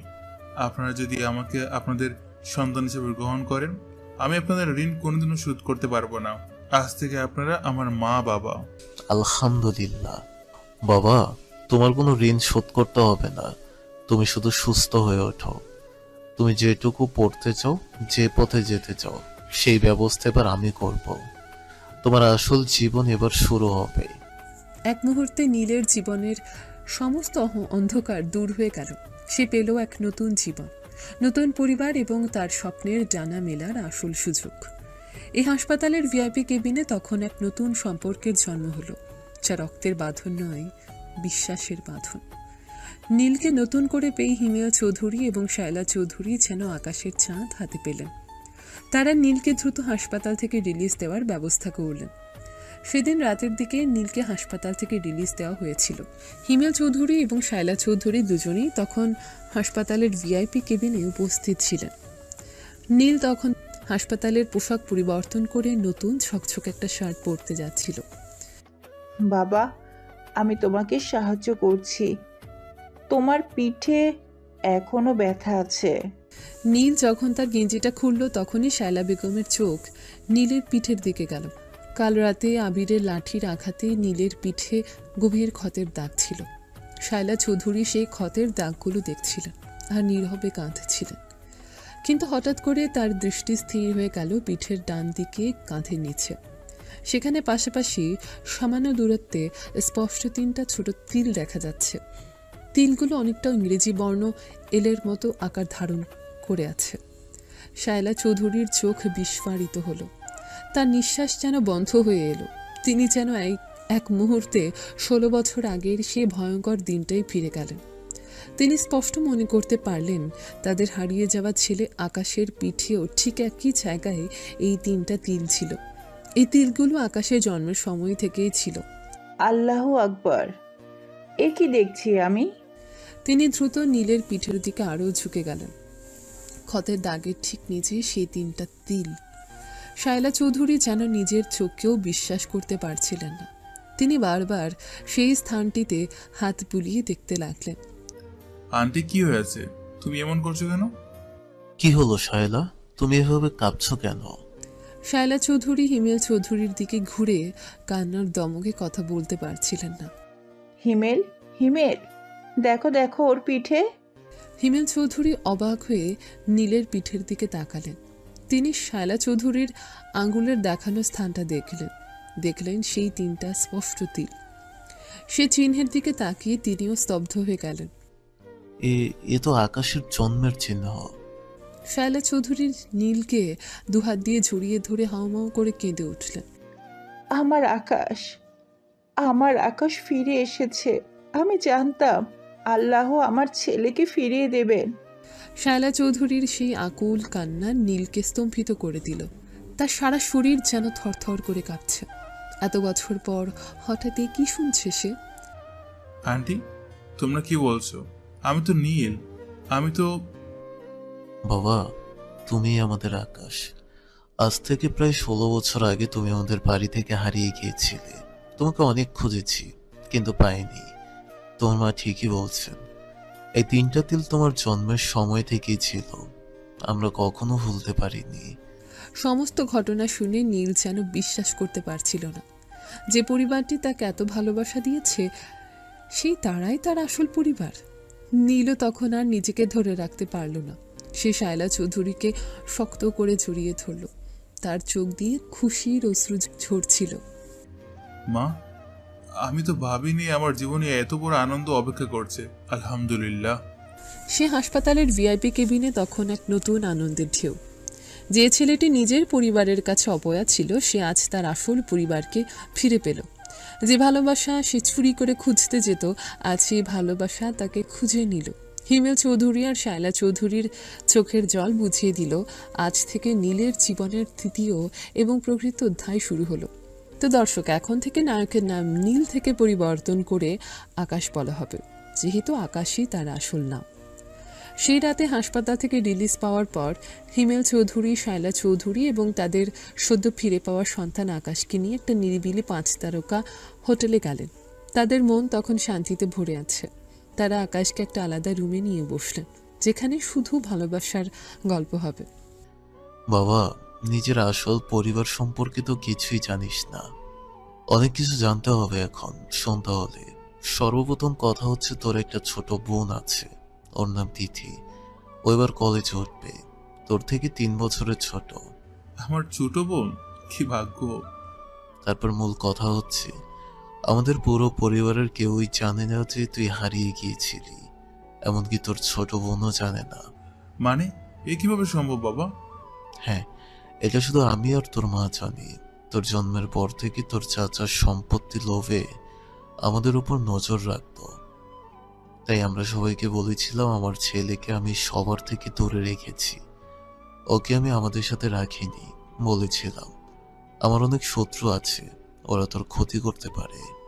এই মিথ্যা কথা বলেই তো এতগুলো বছর তোকে ছাড়া কাটিয়েছি বাবা। আমাদের প্রতিটি দিন ছিল যন্ত্রণার, কিন্তু এখন আর না।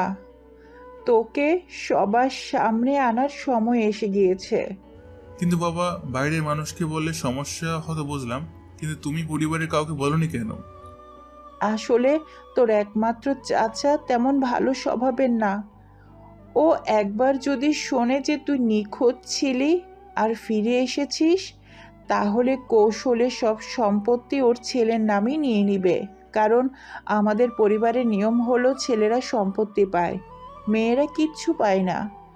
আমাদের যদিও সম্পত্তির এত ইচ্ছে নেই, কিন্তু ওটা তো দাদা দাদির সম্পত্তি, আমরা ওটাকে হারাতে পারবো না। দাদা দাদি কি এখনো বেঁচে আছেন? হ্যাঁ, ওনারা বেঁচে আছেন, আর ওনাদের অনেক ইচ্ছা তোকে দেখার জন্য। আমাদের মূল বাড়িও ঢাকাতেই, কিন্তু আমরা এখন আর বাংলাদেশে থাকবো না। আমরা আগামীকাল দুপুরেই কানাডা চলে যাব। কিন্তু কেন এত তাড়াতাড়ি? আরে, তোকে তো বলাই হলো না, আমার প্রধান ব্যবসা হচ্ছে কানাডায়। সেখানে আমি, তোর মা এবং তোর বোন তিথি থাকি। বাংলাদেশে তেমন একটা আশা হয় না। তোর জন্মদিন উপলক্ষে আমরা এসেছিলাম। আমরা দেশে এসেছি এটা কিন্তু পরিবারের কেউই জানে না। তোর ছোট বোন তিথিকে বলেছি আমরা ব্যবসায়িক কাজে অন্য দেশে যাচ্ছি, তাই এখনই ফিরতে হবে। আমরা চাই না তোর চাচা বা তোর দাদা দাদি এখনই জানো। সবটা বুঝলাম বাবা, কিন্তু আমার তো কোনো পাসপোর্ট বা কাগজপত্র কিছুই নেই, তাহলে আমি কিভাবে যাব? আমি লোক লাগিয়ে দিয়েছি বাবা, তারা জরুরি ভিত্তিতে তোর নতুন জন্ম সনদ থেকে শুরু করে পাসপোর্ট পর্যন্ত সকল কাগজপত্র তৈরি করছে। কাল দুপুরে সব তৈরি হয়ে তোর হাতে চলে আসবে। তুই হিমেল চৌধুরীর ছেলে, তোমার কোনো কাজ আটকে থাকবে না। আকাশ তখন আর কিছু বলল না। সে শুধু গভীর বিশ্বাস আর ভালোবাসার চোখে বাবা মায়ের দিকে তাকিয়ে রইল। রাতে ডিনারের সময় শায়লা চৌধুরী নিজ হাতে আকাশকে খাইয়ে দিলেন। প্রতিটি গ্রাসে ছিল তার 16 বছরের জমা ভালোবাসা। হিমেল চৌধুরী তখন আকাশের পছন্দের খাবারগুলো অর্ডার দিলেন এবং কিছুক্ষণ পরপর আকাশের পিঠের আঘাতের জায়গাটা স্পর্শ করে দেখছিলেন। খাওয়ার পর রাতে হোটেলে নরম বিছানায় শুয়ে আকাশ ছাদের দিকে তাকিয়ে রইল। জীবনটা যেন একটা চরকির মতো করে ঘুরে গেল। যেখানে আমি কাল রাতে রাস্তায় অজ্ঞান হয়ে পড়েছিলাম, সেখানে আজ আমার আসল বাবা মায়ের ভালোবাসা আর পৃথিবীর সবচেয়ে আরামদায়ক বিছানা পেয়েছি। কাল আমি কানাডায়, আমার আসল জীবন, আমার স্বপ্ন এবার শুরু হবে। সে রাতে ঢাকা শহরে অনেক পরিবারই ঘুমিয়েছিল। আহমেদ সাহেবের বাড়িতে চলছিল অনুশোচনার আগুন, আর অন্যদিকে চৌধুরী পরিবারের হোটেলে আকাশ খুঁজে পেয়েছিল জীবনের আসল শান্তি এবং এক নতুন দিগন্ত। পরের দিন দুপুরে হিমেল চৌধুরী নির্ধারিত সময়ে আকাশের হাতে তার সকল নতুন কাগজপত্র তুলে দিলেন। পাসপোর্ট থেকে শুরু করে সবকিছুই নিখুঁত। বাবা মায়ের সাথে কানাডার উদ্দেশ্যে উড়াল দিল আকাশ। যে আকাশ কাল রাতে রাস্তায় পড়েছিল, সে আজ উড়োজাহাজের প্রথম শ্রেণীর আসনে বসে আছে। বিশাল এক যাত্রার পর অবশেষে তারা কানাডা টরন্টো বিমানবন্দরে অবতরণ করল। বিমানবন্দর থেকে বেরিয়ে আসতে তাদের ব্যক্তিগত সহকারী জসিম উদ্দিন তাদের রিসিভ করতে এগিয়ে এলেন। জসিমের হাতে ছিল একটা স্বাগত ব্যানার। আসসালামু আলাইকুম স্যার। ম্যাডাম কেমন আছেন? আপনার যাত্রা নিশ্চয়ই ভালো ছিল। স্যার ইনি কি? আমি তো... ওয়ালাইকুম আসসালাম জসিম। ও আর কেউ নয়, ও আমার একমাত্র ছেলে আকাশ চৌধুরী। এতদিন সে পড়াশোনার জন্য দেশের বাইরে ছিল, এখন থেকে আমাদের সঙ্গেই থাকবে। জসিম উদ্দিনের চোখ যেন কপালে ওঠার জোগাড়। গত 20 বছর ধরে তিনি পরিবারের সঙ্গে কাজ করেছেন, অথচ হিমেল চৌধুরীর একমাত্র ছেলে আছে তা তিনি কখনো জানতে পারেননি। জসিম সঙ্গে সঙ্গে হাঁটু গেড়ে আকাশকে সালাম জানালেন। আকাশ স্যার, আপনাকে স্বাগত। আপনি আমাদের সাথে থাকবেন এটা জেনে খুবই আনন্দিত। ধন্যবাদ আঙ্কেল। ঠিক আছে জসিম, এবার চলো। গাড়িতে ওঠার পর হিমেল চৌধুরী আকাশকে সামনে নিয়ে বসলেন। শোন আকাশ, এখন সবচেয়ে গুরুত্বপূর্ণ কথা। আসলে আর মাত্র 3 দিন পরে তোর ছোট বোন তিথির জন্মদিন। আমি চাই ঠিক সেদিন, তার জন্মদিনের দিন, তোকে বাড়িতে নিয়ে যাব। আর সেটাই হবে তিথির এবারের জন্মদিনের গিফট, যেটা হবে ওর জীবনের সবচেয়ে বড় গিফট। কিন্তু তাহলে ও এখন থাকবে কোথায়? তুমি তো জানো তিথি বাড়িতে থাকলে ওকে আলাদা কোথাও রাখা অসম্ভব। আমাদের তো শহরের বাইরে একটা ফার্ম হাউস আছে, ওখানে থাকতে পারবে, নিরিবিলি, নিরাপদ। না না, আমি আর একটা দিনও আমার ছেলেকে ছাড়া থাকতে পারবো না। এমনিতে এতগুলো বছর ওকে ছাড়া থেকেছি। বাবা, তুমি হিমেলকে ফার্ম হাউসে পৌঁছে দিতে বলো। আমি ওকে আজকে সকল শপিং করে দিব। মাত্র 3টা দিন। একটা দিন তো চলেই যাচ্ছে আজকে, আর মাত্র 2টো দিন। শায়লা চৌধুরী ভালোবাসায় আকাশের কপাল একটা চুমু দিয়ে হোটেল থেকে তার ছোটখাটো লাগেজ নিয়ে দ্রুত বাড়ির দিকে চলে গেলেন। চল বাবা, তোর মা এমনই, আবেগের কাছে কোনো যুক্তি কাটে না। এবার আমরা চল শপিং করি, তোর জন্য পৃথিবীর সেরা জিনিসগুলো নিয়ে নেব। তারা প্রথম একটা বিশাল শপিং মলে গেলেন। হিমেল চৌধুরী আকাশকে না করতে দিলেন না। আকাশকে জোর করে সর্বশেষ মডেলের ল্যাপটপ, আইপ্যাড, দামি ব্র্যান্ডের মোবাইল ফোন কিনে দিলেন। এরপর বিভিন্ন দামি দামি ব্র্যান্ডের দোকান থেকে তার জন্য নতুন ডিজাইনের জামা কাপড়, জুতো এবং অ্যাক্সেসরিজ নেওয়া হলো। আকাশ বারবার বারণ করছিল, কিন্তু হিমেল চৌধুরী শুনলেন না। তিনি শুধু বলছিলেন, আমার ছেলের জন্য সব সেরাটা চাই। শপিং শেষে যখন বিল দেওয়া হলো, তখন তাদের মোট খরচ দাঁড়িয়েছিল বাংলাদেশি টাকায় প্রায় 9 লক্ষ টাকা। শপিং শেষে হিমেল চৌধুরী আকাশকে নিয়ে টরন্টোর বাইরে তাদের বিলাসবহুল ফার্ম হাউসে গেলেন। ফার্ম হাউসটা ছিল প্রকৃতির মাঝে এক শান্ত নীড়। হিমেল চৌধুরী আকাশকে ফার্ম হাউসে পৌঁছে দিয়ে তিথির জন্মদিনের শেষ প্রস্তুতির জন্য বাড়িতে চলে গেলেন। ফার্ম হাউসে আকাশের দেখভালের জন্য আগে থেকেই 6 জন কাজের লোক নিয়োজিত ছিল। শায়লা চৌধুরী গোপনে তাদের নির্দেশনা দিয়ে রেখেছিলেন। আকাশ তখন বিশ্বাস করতে পারছিল না তার জীবন এতটা পাল্টে যেতে পারে। সে তার বাবা মায়ের ভালোবাসায় মুগ্ধ হয়ে ফার্ম হাউসের নরম বিছানায় শুয়ে রইল। এভাবেই 2টো দিন কেটে গেল। আকাশ নিজেকে নতুন জীবনের জন্য প্রস্তুত করছিল, আর তার পরিবার তিথির জন্মদিনের সেই মহালগ্নের জন্য অধীর আগ্রহে অপেক্ষা করছিল, যখন আকাশ আনুষ্ঠানিকভাবে তাদের জীবনে ফিরে আসবে। অবশেষে সেই প্রতীক্ষার দিনটা চলেই এলো। আজ হিমেল চৌধুরী আর শায়লা চৌধুরীর একমাত্র কন্যা তিথির জন্মদিন। কানাডা টরন্টো শহরের উপকণ্ঠে অবস্থিত চৌধুরী পরিবারের বিলাসবহুল বাড়িতে সকাল থেকে উৎসবের আমেজ।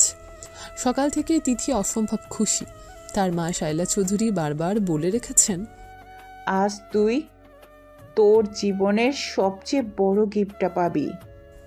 তিথি তখন থেকে কৌতূহলে বিভোর হয়ে আছে। কি এমন উপহার যা তার কাছে থাকা সব উপহারের চেয়েও দামি হতে পারে? দিনের আলো নিভে সন্ধ্যা নামল। বাড়ির বাগান তখন রঙিন আলোয় ঝলমল করছে। দেশ বিদেশের বহু অতিথি সেখানে উপস্থিত। সবাই অপেক্ষা করছে তিথির কেক কাটার মহালগ্নটির জন্য। শায়লা চৌধুরী আর হিমেল চৌধুরী দুজনে স্টেজ সংলগ্ন স্থানে তিথির পাশে দাঁড়িয়ে। তাদের চোখে চাপা উত্তেজনা। তাদের জীবনের সবচেয়ে বড় সত্য আজ উন্মোচিত হতে চলেছে। সন্ধ্যা ঠিক 7টা। তিথি যখন কেকের সামনে দাঁড়িয়ে মোমবাতি নেভানোর জন্য প্রস্তুত হচ্ছিল, তখনই বাড়ির মেইন গেটের দিক থেকে আগমন ঘটল এক অভূতপূর্ব দৃশ্যের। গেট পেরিয়ে ধীরে ধীরে 3টা কালো বিলাসবহুল গাড়ি প্রবেশ করে অনুষ্ঠান স্থলের কাছাকাছি এসে থামল। গাড়ির দিকে তাকিয়ে অতিথিরাও কিছুটা অবাক। কিন্তু তখনই প্রথম গাড়িটির পেছনের দরজা খুলে বেরিয়ে এলো এক সুদর্শন যুবক। সে যুবকটাই আমাদের আকাশ। তার ড্রেস আপ ছিল নিখুঁত। সে পরেছিল ডিপ ব্লু রঙের একটা ইতালিয়া কাটের স্যুট, ভেতরে ছিল ধবধবে সাদা শার্ট, ডান হাতে একটা দামি ব্রেসলেট এবং পায়ে চকচকে কালো চামড়ার জুতো। তার চুলগুলো স্টাইলিশভাবে ব্যাক ব্রাশ করা, আর মুখে ছিল এক আত্মবিশ্বাসী হাসি। তার চলাফেরায় ছিল আভিজাত্য এবং শিক্ষা। 1 সপ্তাহ আগেও যে ছেলেটি ময়লা জামা আর ছেঁড়া গেঞ্জি পরে অপমানিত হতো, সে আজ যেন সম্পূর্ণ নতুন রূপে আবির্ভূত। আকাশ ধীরে ধীরে গাড়ির পাশ থেকে স্টেজের দিকে এগিয়ে যেতে শুরু করলো। তার আগমন যেন মুহূর্তে অনুষ্ঠানের কেন্দ্রে পরিণত হলো। তখনই শায়লা চৌধুরী, যার চোখ দিয়ে তখন আনন্দাশ্রু ঝরছিল, তিথির কানে কানে খুব আলতো করে কথাটা বললেন, তিথিমা, এটা হচ্ছে আকাশ, তোমার বড় ভাই। তোমার জীবনের সবচেয়ে বড় উপহার। মায়ের কথাটা শোনা মাত্রই তিথির চোখ দুটো বড় বড় হয়ে গেল।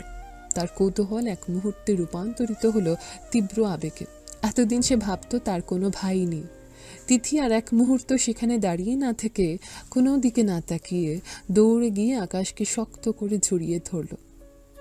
তিথি আকাশকে জড়িয়ে ধরে, ভাইয়া ভাইয়া।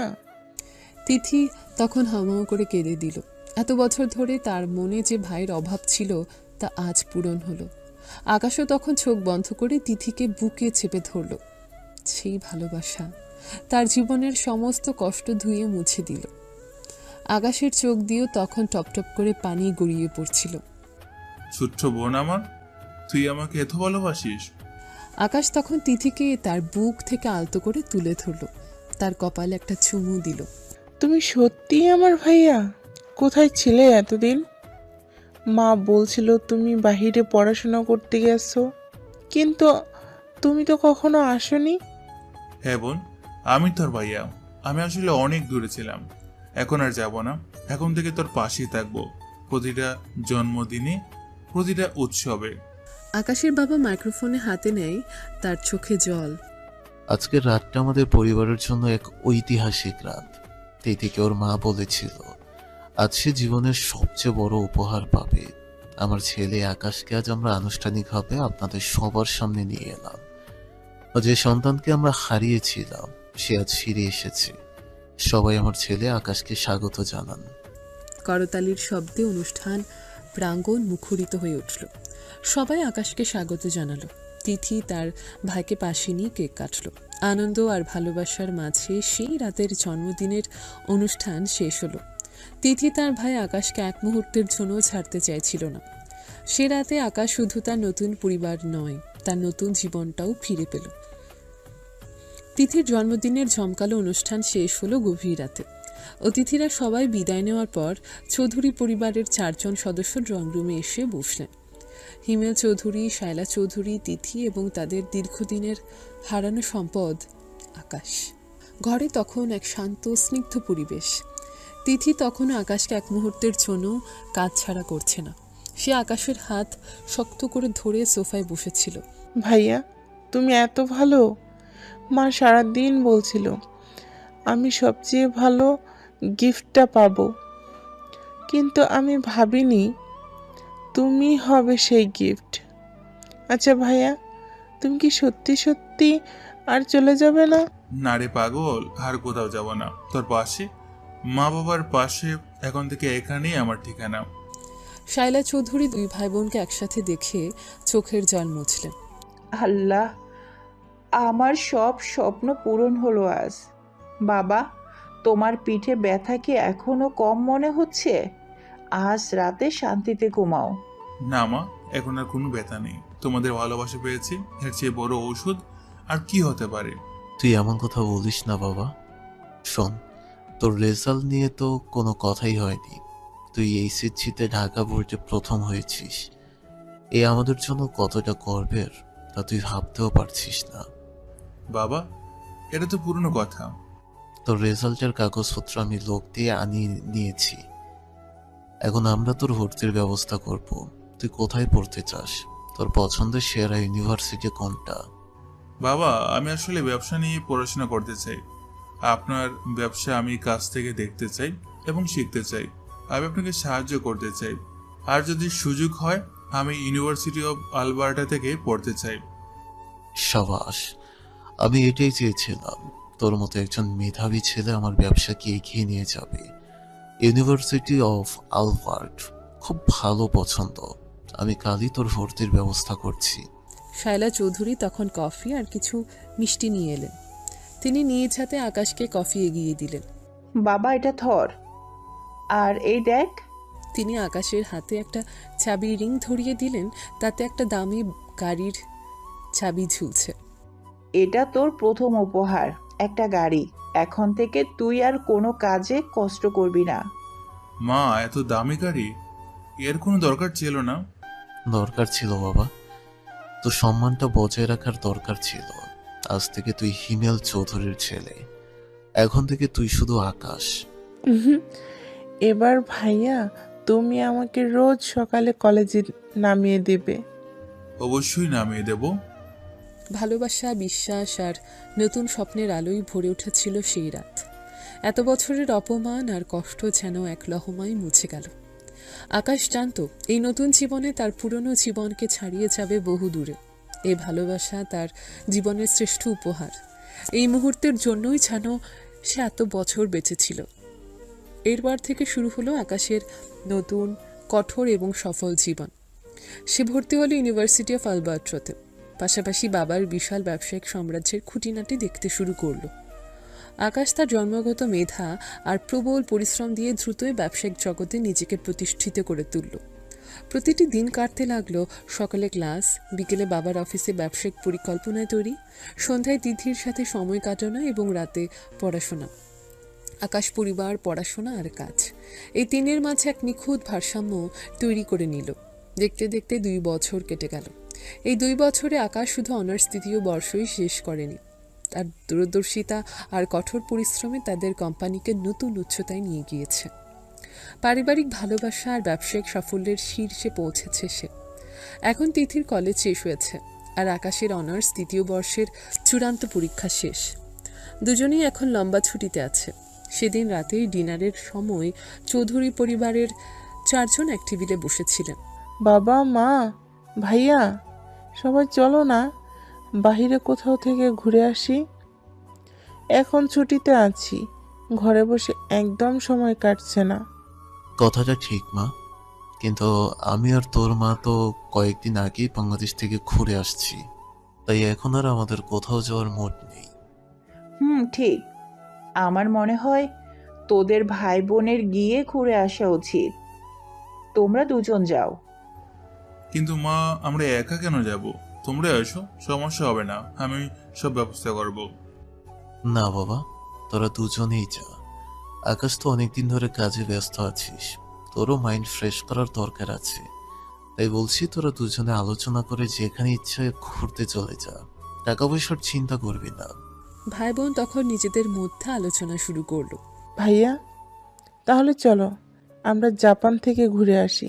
কত সুন্দর জায়গা। কথাটা মন্দ বলিসনি, জাপান। আচ্ছা তাহলে চল, আর দেরি নয়, কাল সকালের ফ্লাইটে চলে যায়। ঠিক আছে ভাইয়া, তাহলে আমি এখনই সব জিনিসপত্র রেডি করতে হবে। বাবা, মা, আমরা তাহলে জাপানে যাচ্ছি। ঠিক আছে, আমি তাহলে জসিমকে বলে প্রাইভেট জেটটা রেডি করে দিচ্ছি। তোরা ভোরেই এয়ারপোর্টে চলে যাবি, ভালো করে ঘুরে আসিস। সাবধানে থাকিস বাবা, তিথির দিকে খেয়াল রাখিস। চিন্তা করো না মা, আমরা ভালোভাবেই ফিরবো। তারপর তারা খাবার খেয়ে উঠে পড়ল। তিথি আর আকাশ তাদের ঘরে গিয়ে জামা কাপড়, যাবতীয় জিনিসপত্র গোছানো শুরু করে দিল। তারা জানে এই ভ্রমণ শুধু অবসর যাপন নয়, এতে তাদের ভাই বোনের সম্পর্ককে আরও গভীর করে তুলবে। জীবনের প্রথম স্বাধীন আন্তর্জাতিক ট্রিপ। পরের দিন খুব ভোরে হিমেল চৌধুরীর ব্যক্তিগত জেট বিমানটি আকাশ আর তিথিকে নিয়ে কানাডার আকাশ ছাড়ল। তিথির উচ্ছ্বাস তখন বাঁধনহারা, আর আকাশ, সেও তার বোনের আনন্দ দেখে হাসছিল। বিমানের ভেতরে তারা দুজনে জাপান ভ্রমণের পরিকল্পনা নিয়ে আলোচনা করতে করতে পার করে দিল লম্বা জার্নিটা। অবশেষে তারা জাপানের রাজধানী টোকিওর নারিতা আন্তর্জাতিক বিমানবন্দরে অবতরণ করল। বিমানবন্দর থেকে বেরিয়ে তারা টোকিওর ব্যস্ততা আর আধুনিক স্থাপত্য দেখে মুগ্ধ হলো। তাদের জন্য আগে থেকেই ব্যবস্থা করা ছিল বিলাসবহুল আবাসন এবং একজন স্থানীয় গাইড। প্রথম দিনটা তারা কাটালো টোকিওর প্রাণকেন্দ্র শিনজুকুতে। ভাইয়া, দেখো এখানকার পরিবেশটা ঠিক যেন কল্পনার রাজ্যের মতো। সবাই কত দ্রুত চলছে। হ্যাঁ দিদি, এটাই টোকিও, কাজ আর প্রযুক্তির শহর। চল আমরা বিখ্যাত শিবুয়া ক্রসিংটা দেখে আসি। শিবুয়া ক্রসিংয়ে একসাথে হাজার হাজার মানুষের পারাপার দেখে দুজনেই বিস্ময়ে অভিভূত হলো। তারা হাতে হাত রেখে সেই ঐতিহাসিক ক্রসিং পার হলো। তারপর তিথির পছন্দের জাপানি খাবারগুলো খেলো। পরের কয়েকটা দিন তাদের কাটলো জাপানের বিভিন্ন ঐতিহ্যবাহী এবং আধুনিক স্থান ঘুরে। কিয়োটো, তারা জাপানের পুরনো রাজধানী কিয়োটোতে গেল। আকাশ বিশেষ আগ্রহ নিয়ে সেখানকার প্রাচীন মন্দিরগুলো দেখল।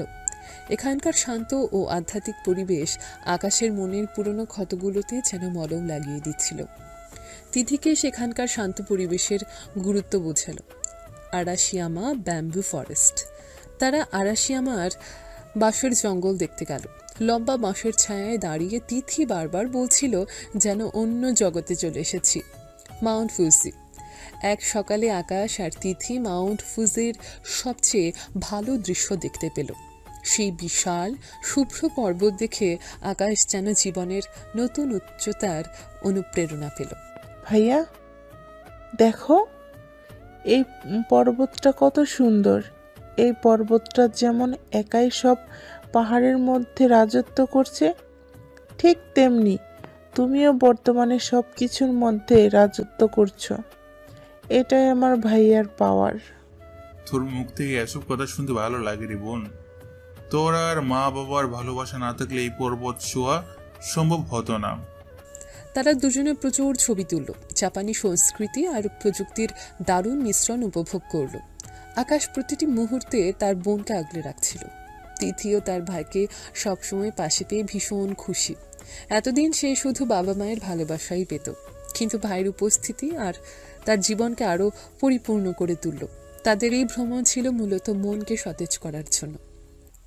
আকাশ এই 2 বছরে ব্যবসার কাজে এতটাই ডুবেছিল যে তার একটু বিরতির প্রয়োজন ছিল। সেই রাতে হোটেল রুমে ফিরে আসার পর আকাশ যখন তার এই অপ্রত্যাশিত ধাক্কা সামলাতে ব্যস্ত, ঠিক তখনই তার ফোনটা বেজে উঠল। স্ক্রিনে বাবা হিমেল চৌধুরীর নাম। হ্যালো বাবা, কেমন আছো? আকাশ, বাবা মন দিয়ে শোন। আমি আর তোর মা একটা ইমার্জেন্সি কারণে আজ রাতের ফ্লাইটে বাংলাদেশে যাচ্ছি। কি হয়েছে বাবা এত রাতে হঠাৎ করে? কোনো সমস্যা? হ্যাঁ বাবা, তোর দাদার শরীরটা অনেক খারাপ। তোর চাচা একটু আগে ফোন করেছিল, উনি হার্ট অ্যাটাক করেছেন, হাসপাতালে আইসিইউতে আছেন। ডাক্তাররা বলেছেন পরিস্থিতি নাকি খুব একটা ভালো না। ও আস্তাগফিরুল্লাহ। তোমরা সাবধানে যেও বাবা। আমি কি তোমাদের সাথে যাব? আমি এখনই। না না আকাশ, তুই একদম আসবি না, এটাই সবচেয়ে গুরুত্বপূর্ণ কথা। তুই মনে রাখিস, তোকে এখনো পরিবারের সামনে আসার সময় হয়নি। তোর পরিচয়টা এখনো গোপন রাখা প্রয়োজন। কিন্তু বাবা, তোমাকে একা যেতে দিব? তোর মা আমার সঙ্গে যাচ্ছে, আমরা ম্যানেজ করে নেব। তুই তোর বোনকে নিয়ে সাবধানে থাক। ঠিক আছে বাবা, তোমরা যখন বলছো তখন যাবা না, কিন্তু তোমরা আমাকে প্রতি মুহূর্তে আপডেট দেবে আর তোমরা নিজেদের খেয়াল রাখবে। হ্যাঁ বাবা, তোরা দুজন জাপান ভ্রমণটা শেষ কর। আর শোন, যদি তোর মন চায় তাহলে তোরা ইচ্ছে হলে অন্য কোনো দেশে ঘুরে আসতে পারিস। আপাতত আর টর্নোতে আসিস না, যতক্ষণ না আমি তোকে খবর দিচ্ছি। আকাশের আবিরের কথা মনে পড়ল। ঠিক আছে বাবা, আমরা আগামীকাল সকালে জাপান ছেড়ে অন্য কোনো জায়গায় চলে যাচ্ছি, চিন্তা করো না। এটাই চাই। তুই স্মার্ট ছেলে, আমি জানি তুই সামনে নিতে পারবি। আমরা ফ্লাইট ধরছি, ভালো থাকিস বাবা। তোমরা সাবধানে দেখো বাবা। আল্লাহ হাফেজ। ফোন রাখার পর আকাশ কিছুক্ষণ চুপ করে রইল। তার দাদা, যার মুখ সে কখনো দেখেনি, সে মানুষটার জন্য তার খারাপ লাগছিল। তার চেয়েও বড় কথা, তার বাবা মা এখন সেই দেশের পথে যেখানে তার অতীতের সব ভয়াবহ স্মৃতি লুকিয়ে আছে। আবিরকে জাপানে দেখার পরই এমন খবর, আকাশের মন বলছিল এবার হয়তো তার অতীতের সাথে তার বর্তমানের এক বড় সংঘর্ষ হতে চলেছে। টোকিও থেকে বিদায় নিয়ে আকাশ আর তিথি যখন মালয়েশিয়ার পথে, ঠিক তখনই হিমেল চৌধুরী আর শায়লা বেগম দীর্ঘ পথ পাড়ি দিয়ে বাংলাদেশে পৌঁছালেন। বিমানবন্দর থেকে বেরোতেই ফোন এলো। ফোন ধরলেন হিমেল চৌধুরী। হ্যালো। হ্যাঁ, কি বলছেন? বাবা এখন কেমন আছেন? স্যার, রিয়া চৌধুরী স্যার এখন বিপদমুক্ত। উনি এখন আগের চেয়ে অনেক ভালো আছেন। ডাক্তাররা তাই তাকে বাড়িতে নিয়ে যেতে বলেছেন। এখন উনি বাড়িতে আছেন। খবরটা শুনে হিমেল চৌধুরী আর শায়লা বেগমের মুখে স্বস্তির হাসি ফুটল। তারা হাসপাতালে না গিয়ে সোজা চৌধুরী মেনশনের দিকে রওনা দিলেন। বিশাল বাড়িতে ঢুকতে ছোট চাচা ও পরিবারের অন্যান্য সদস্যরা তাদের অভ্যর্থনা জানালেন। কুশল বিনিময়ের পর হিমেল চৌধুরী জানতে পারলেন তার অসুস্থ বাবা রিয়া চৌধুরী এখন দোতলার লাইব্রেরি রুমে বিশ্রাম নিচ্ছেন। তারা দুজন যখন সাবধানে লাইব্রেরি রুমে প্রবেশ করলেন, রিয়া চৌধুরী তখন চোখ বন্ধ করে ইজি চেয়ারে বসেছিলেন। পাশে বসেছিলেন জোবেদা চৌধুরী, অর্থাৎ আকাশ আর তিথির দাদি। বাবা কেমন আছেন? আমরা এসে গেছি। রিয়া চৌধুরী চোখ খুললেন। তার দৃষ্টিতে দুর্বলতা থাকলেও কথাই ছিল দৃঢ়তা। রিয়া চৌধুরী হিমেল চৌধুরীকে দেখে বলে, এসেছিস, ভালো করেছিস। আমি জানতাম আমার কিচ্ছু হয়নি। এক মুহূর্ত চুপ থেকে বলে, কিন্তু তুই আজও একা এসেছিস। আমার কি আমার দাদু ভাইকে দেখার কোনো অধিকার নেই? হিমেল চৌধুরী চুপচাপ দাঁড়িয়ে রইলেন। এত বছর পর বাবারই আবেগাপ্লুত প্রশ্নে কি বলবেন তিনি বুঝতে পারছিলেন না। কি ব্যাপার, চুপ করে আছিস কেন? জবাব দে। তখনই পাশ থেকে জোবেদা চৌধুরী কথা বললেন। ও কি আর বলবে? তোমার ছেলেদের মধ্যে ঝামেলার কারণেই তো এসব হচ্ছে। তুমি তো জানো হিমেল কেন এত বছর ধরে অভিমানে দূরে ছিল? দাদির কথা শেষ না হতেই ছোট চাচা, যিনি এতক্ষণ দরজার কাছ থেকে সব কিছু শুনছিলেন, তিনি দ্রুত ঘরে ঢুকলেন এবং হিমেল চৌধুরীর সামনে গিয়ে হাঁটু গেড়ে বসলেন। ভাইয়া প্লিজ আমাকে ক্ষমা করে দে। আমি আমার ভুলটা বুঝতে পেরেছি। আমি মানছি এতদিন আমি অনেক ভুল করেছি, যা করা আমার উচিত হয়নি। কিন্তু আমি কথা দিচ্ছি ভবিষ্যতে আর এমন কিছু হবে না। প্লিজ ভাইয়া, তুই আমার ভাতিজাকে দেশে নিয়ে আয়। আমাদের সকলেরই ইচ্ছা ওকে একবার চোখে দেখার। হিমেল চৌধুরী তার ছোট ভাইয়ের দিকে তাকালেন। চোখে পুরনো অভিমান থাকলেও এখন সেখানে মিশে আছে এক নতুন আশা। কিন্তু দেশে তো আমার অনেক শত্রু আছে, আকাশের সুরক্ষার একটা প্রশ্ন আছে। বডিগার্ডকে ঘাস খেতে রেখেছি? তোরা বিদেশ থেকে আসছিস, তোদের সুরক্ষার কথা তো আমিই দেখব। না বাবা, ওর বডিগার্ড প্রয়োজন হয় আমাদের থেকেও বেশি, বুঝতে পারছো না? সে এখন কানাডার টপ বিজনেসম্যান। তার কাজ শুধু ব্যবসা নয়, তার সাথে সুরক্ষাটাও প্রয়োজন। আচ্ছা, আমি আকাশের বডিগার্ডদের ইমার্জেন্সি বাংলাদেশে আসতে বলছি। হিমেল চৌধুরীর কথা শুনে পুরো ঘর যেন স্তব্ধ হয়ে গেল। কানাডার টপ বিজনেসম্যান? হ্যাঁ হিমেল বাবা, নিয়ে আয়। আমি দেখতে চাই আমার সেই দাদু ভাইকে, যে কিনা মাত্র 2 বছরের মধ্যে কোম্পানিকে কানাডার টপ কোম্পানিতে পরিণত করেছে। সে এলে আমার সব কষ্ট দূর হয়ে যাবে। ওদের ভাই বোন দুজনকে একসাথে আসতে বল। দিদি ভাইকেও দেখি না অনেক দিন হলো। হ্যাঁ বাবা, ওরা দুজন একসাথেই আছে, কিন্তু এমনিতেই অনেক জার্নি করছে। আজকে আরেক দেশে যাওয়ার কথা ছিল, এখন আবার জার্নি করলে যদি অসুস্থ হয়ে পড়ে। তুমি আকাশকে কল করো, জিজ্ঞেস করো তারা দুজন সুস্থ আছে কিনা। যদি সুস্থ থাকে তাহলে চলে আসতে বলো। ওরা কি কোথাও ঘুরতে গিয়েছে নাকি? হ্যাঁ বাবা, ভাই বোন দুজনে একসাথে ছুটি পড়েছে, তাই একেবারে ওয়ার্ল্ড ট্যুর দিচ্ছে। হিমেল চৌধুরী তখন পকেট থেকে মোবাইলটা বের করে আকাশকে কল করলেন। হ্যালো। হে বাবা, কেমন আছো তোমরা? দাদা কেমন আছেন? হ্যাঁ, আমরা ভালোই আছি, তোর দাদাও ভালো আছেন। আচ্ছা এখন শোন, তোরা এখন কোন দেশে আছিস আর শরীর স্বাস্থ্য কেমন? হে বাবা, আলহামদুলিল্লাহ আমরা সুস্থ আছি। আর আমরা তো আজকে সকালেই মালয়েশিয়ায় চলে এসেছি। তাহলে তোরা আজকে বাংলাদেশে চলে আয়। আসলে তোর দাদা তোদের দেখতে চেয়েছেন। ঠিক আছে বাবা, সমস্যা নেই, দিদির সাথে কথা বলে দিচ্ছি। বাবা আসছি আমরা। আর শোন, বাংলাদেশে আমাদের শত্রু বেশি, তাই তোর বডিগার্ডরা আজকেই আসছে। তারা তোকে এয়ারপোর্ট থেকে পিক করবে। ঠিক আছে বাবা, সমস্যা নেই। হিমেল সাহেব কল কেটে দিলেন। ঘরের এক কোণে ছোট চাচার মেয়ে এতক্ষণ কান পেতে সব কথা শুনছিল। সে দেখছিল যে ভাইকে নিয়ে তার বাবা এতদিন ঝগড়া করত, সে ভাইয়া আজ এত বড় বিজনেসম্যান। তার চোখে মুখে ছিল মিশ্র অভিব্যক্তি, বিস্ময়, ঈর্ষা আর কৌতূহল।